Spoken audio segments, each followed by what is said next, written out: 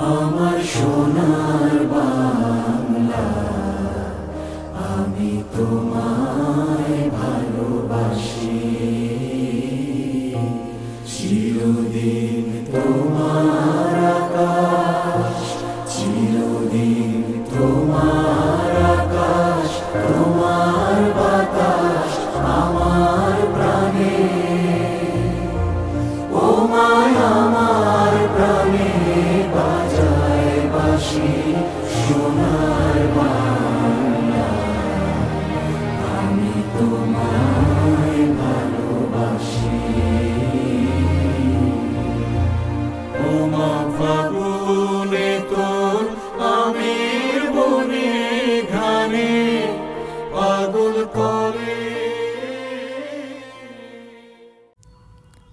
মোহাম্মদ জাহিদুল ইসলামের সভাপতিত্বে আদাবর থানা জিয়া মঞ্চ কর্তৃক আয়োজিত 16 ডিসেম্বর বিজয় দিবস উপলক্ষে আলোচনা সভার আয়োজন একটি অত্যন্ত গুরুত্বপূর্ণ ঐতিহাসিক উদ্যোগ।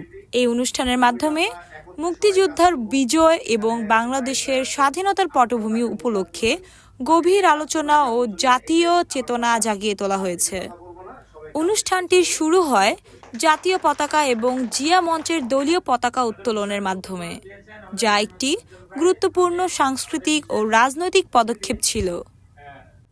এই সময় অনুষ্ঠানের উদ্বোধনী বক্তব্য রাখেন জিয়া মঞ্চের সিনিয়র যুগ্ম আহ্বায়ক মোহাম্মদ নাঈম হাসান উজ্জ্বল, যিনি বিজয় দিবসের চেতনা ও উদ্দেশ্য স্পষ্টভাবে তুলে ধরেন।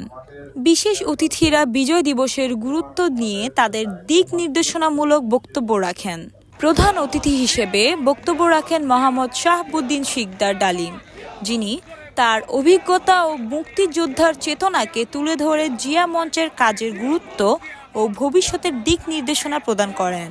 প্রধান বক্তা রেজাউল করিম, আহ্বায়ক, জিয়া মঞ্চ, ঢাকা মহানগর উত্তর, অনুষ্ঠানে তার বক্তব্যের মাধ্যমে মুক্তিযুদ্ধের সঠিক ইতিহাস এবং জাতীয় একতার প্রয়োজনীয়তার বিষয়ে আলোচনা করেন।